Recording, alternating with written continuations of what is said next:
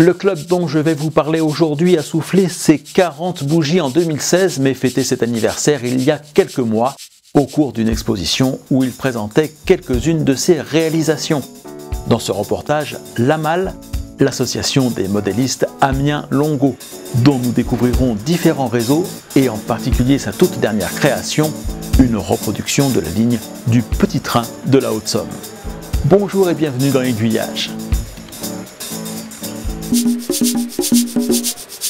L'AMAL s'expose est un événement qui a été organisé à Amiens, où l'association a son siège et ses locaux dans les emprises de la gare.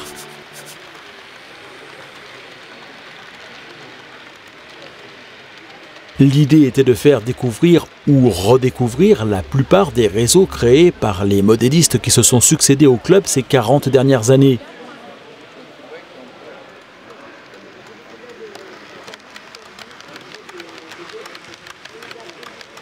Le club a été créé en 1976 par une poignée de cheminots passionnés de modélisme ferroviaire. Bien sûr, avec le temps, certaines choses n'existent plus, mais les principaux réseaux qui ont marqué la vie du club étaient bien là, et à différentes échelles.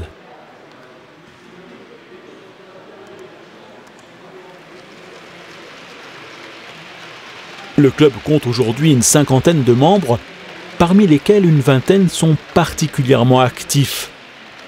Sa philosophie ? Chacun participe à la hauteur de ses compétences à la création des différents modules.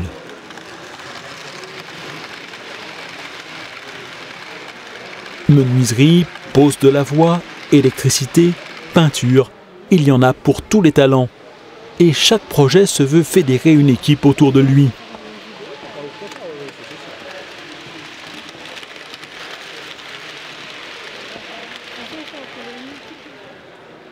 Depuis un bon nombre d'années déjà, le club a décidé de privilégier l'ouverture vers l'extérieur, et même s'il dispose toujours d'un réseau fixe dans ses locaux, c'est sur la production de modules susceptibles d'être présentés dans des salons que se portent les principaux efforts.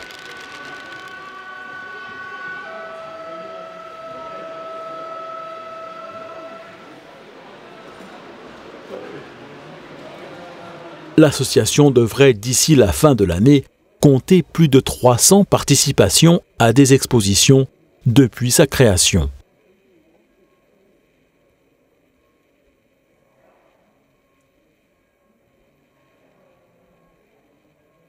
Le mercredi après-midi, des juniors s'affairent à la construction de modules.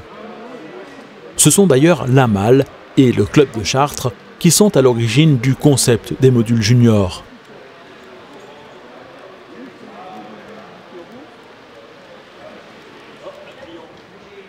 À son grand regret, Mathias habite trop loin d'Amiens pour se joindre à l'équipe de constructeurs, mais il se rattrape pendant les vacances scolaires et lors des expositions. Là, en fait, on présente le réseau de Vignacourt. Donc, c'est un réseau. Donc, Vignacourt, ça se situe au-dessus d'Amiens. Donc, il y a des modules juniors comme celui-là. Donc, c'est des modules réalisés par des adolescents, quoi, au club à l'association des modélistes Amiens-Longo, donc dont je fais partie, mon grand-père et mon père aussi. Du coup, il y a des modules juniors et la gare de Vignacourt, donc, qui est située de l'autre côté.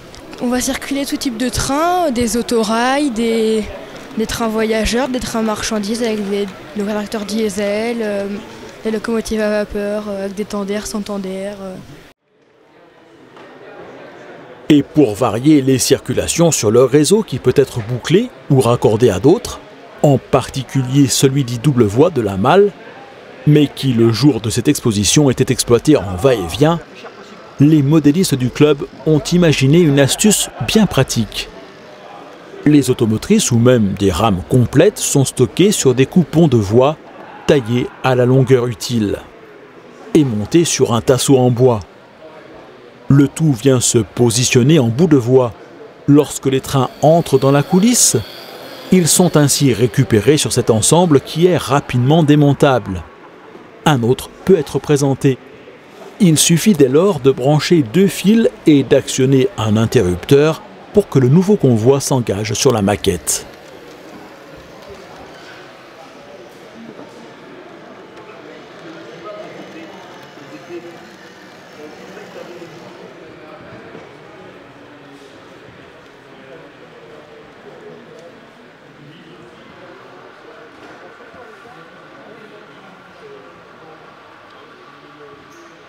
La Malle est membre du Cercle du Zéro.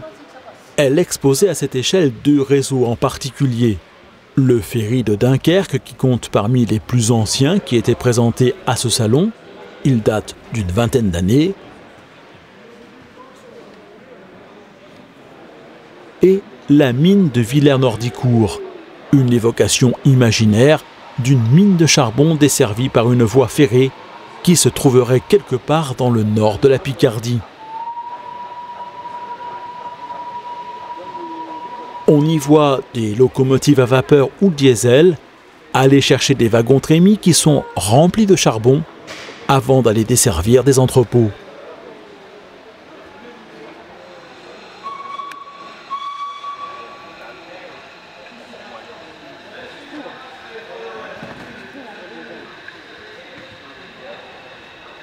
Sur le pont tournant, les wagons sont manœuvrés à l'aide de cabestans, un treuil à axe vertical qui est commandé par un système de cordage.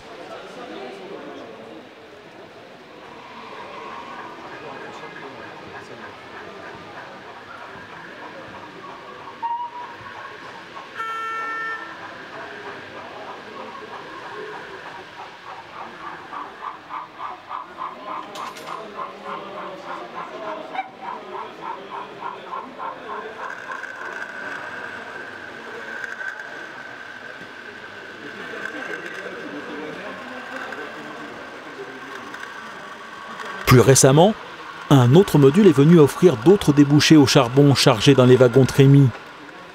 C'est un port fluvial où une péniche attend patiemment que ses soutes soient totalement remplies avant de partir pour une destination inconnue.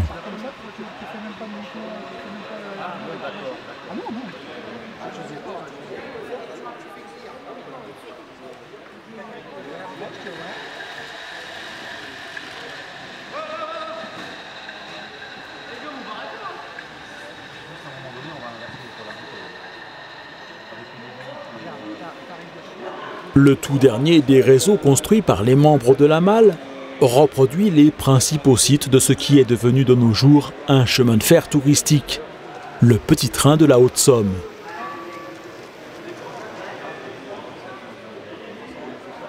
Il se trouve à Neuville-les-Brais, à une 40aine de kilomètres d'Amiens. À l'origine, cette voie ferrée, en voie de 60 cm, a été construite pour les besoins de l'armée, pour la bataille de la Somme qui s'est déroulée il y a un siècle maintenant. Cet anniversaire a été une occasion saisie par les modélistes de la Malle pour se lancer dans un nouveau projet, en HOE celui-ci. 3 modules construits par l'ensemble des membres du club, auxquels ont été rajoutés 2 autres à chaque extrémité, qui sont des initiatives individuelles.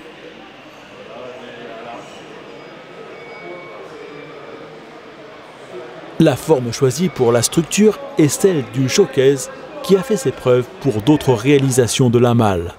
On a voulu showcase parce que pour le transport c'est beaucoup plus pratique. C'est-à-dire que parfois ça fait sourire, mais en fait on essaie de construire en fonction de la taille de notre remorque.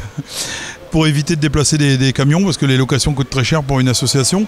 Donc on a une remorque assez grande qui fait la taille, enfin le train jaune qu'on a réalisé il y a quelques années fait juste la taille de la remorque. Donc on essaye de faire des showcases qui rentrent dans cette remorque. Là en l'occurrence on en a 3 qu'on peut mettre côte à côte qui font la même taille donc, que le train jaune.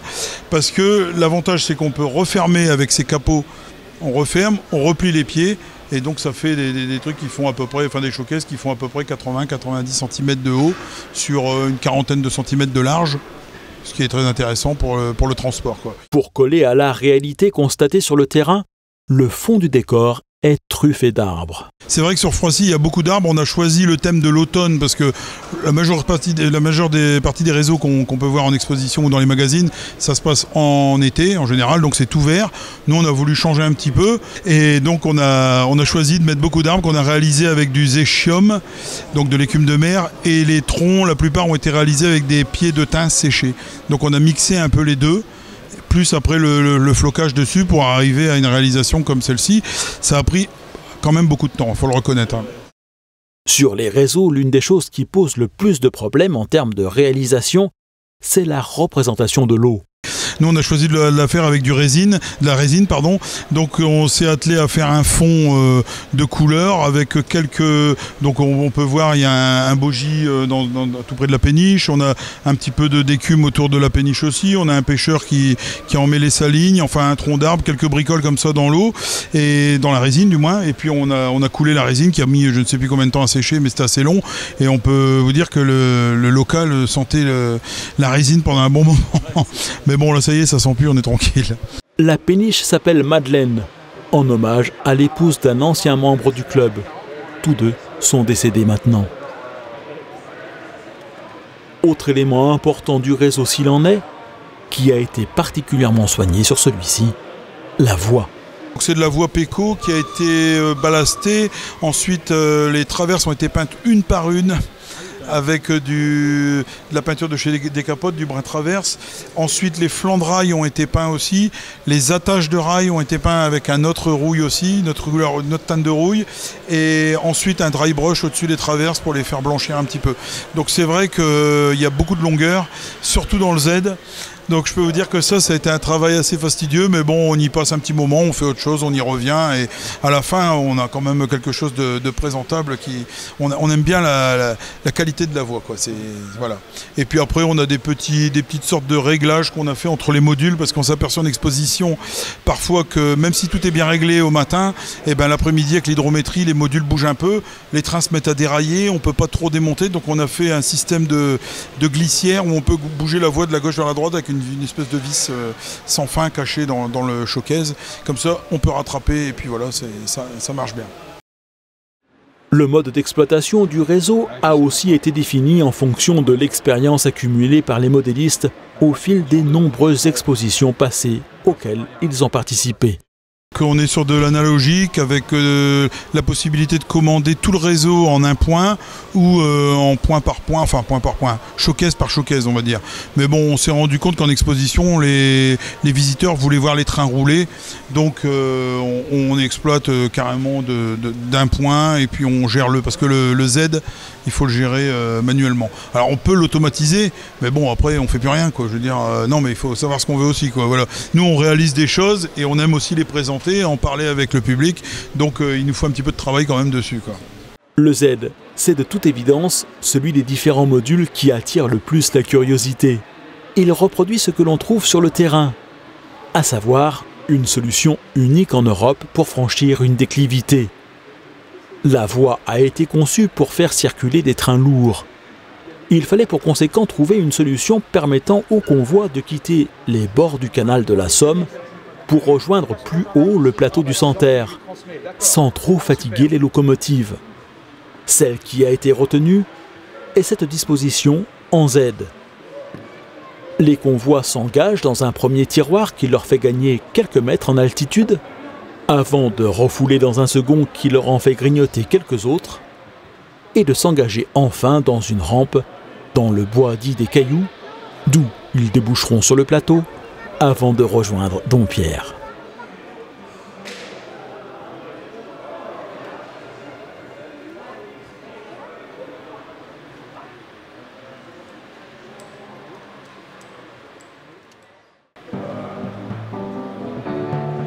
Une curiosité ferroviaire et un chemin de fer touristique que je prendrai le temps d'aller visiter pour vous ramener un reportage sur ce train à l'échelle 1-1 cette fois-ci.